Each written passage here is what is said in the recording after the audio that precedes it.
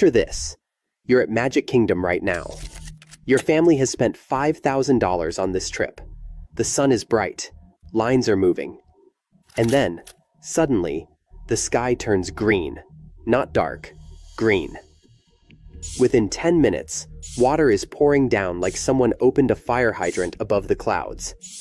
By the time it stops, Tomorrowland is a lake. Your shoes are soaked. Your phone is waterlogged. And here's what blows your mind. This keeps happening. Not once a year. Not even twice a year. Multiple times now. And the company that built a $25 billion empire on swampland never saw it coming. Or maybe they did. But the real question? Those catch basins they built to handle Florida's worst weather? Overwhelmed. Completely overwhelmed. How did the most powerful entertainment company on Earth build something so broken on the most dangerous piece of real estate in America? In 1963, Walt Disney chartered a plane and flew over Central Florida swampland and saw something nobody else did. Not gold, not potential, magic. But here's what he really saw. Cheap land. For about $100 an acre, Disney quietly bought nearly 27,000 acres of remote, marshy nothingness. He did it through fake companies with names like MT Lot Real Estate Corporation. Yes, really, because if word got out, prices would skyrocket. By the mid-1960s, Walt owned a swamp, a massive one. Then came October 1971. Walt Disney World opened to its first guests. The cost?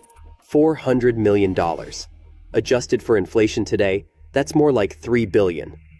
But here's the critical number they won't highlight in the commercials.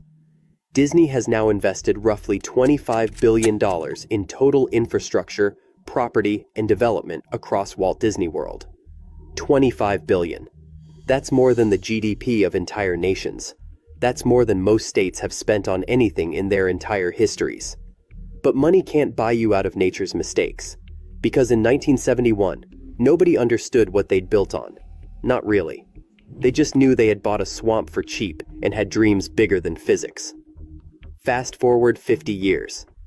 Disney World sits on one of the wettest, most flood-prone pieces of Florida ever developed. And the stormwater systems they built, the catch basins, the retention ponds, the ditches and drains, they're drowning under the weight of what Florida actually is. Not a theme park state, a drowning state. Let's talk about why a company with unlimited money is losing a battle against rain. Start with this. In the 1960s, this land was completely worthless. Real estate agents couldn't give it away. It was literally a swamp. Not swampy, a swamp. Cypress trees, marsh grass, water that went nowhere because nowhere wants water that moves like that. The Everglades are only a few hours south, and they've shaped all of Florida's water behavior for 10,000 years. The soil?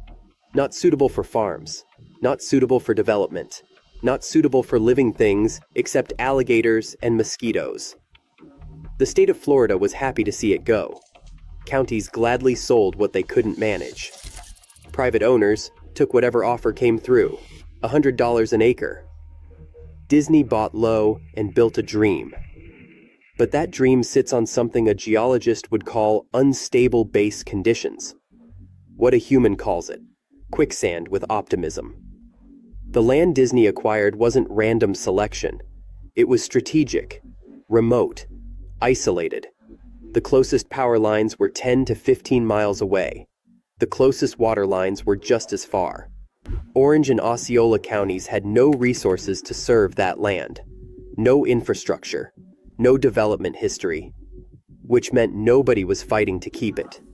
Nobody had invested in it. The swamp was worth nothing because the state of Florida had essentially given up on managing it. For Walt Disney, that was perfect. Cheap, unclaimed, far enough from existing civilization that he could build a world on his own terms. The land cost roughly $5 million total. Today, that same land, improved, developed, fully operational, is worth hundreds of billions. That's the magic nobody talks about. Disney didn't invent entertainment. Disney invented real estate leverage. Here's the thing that kills me. Disney knew.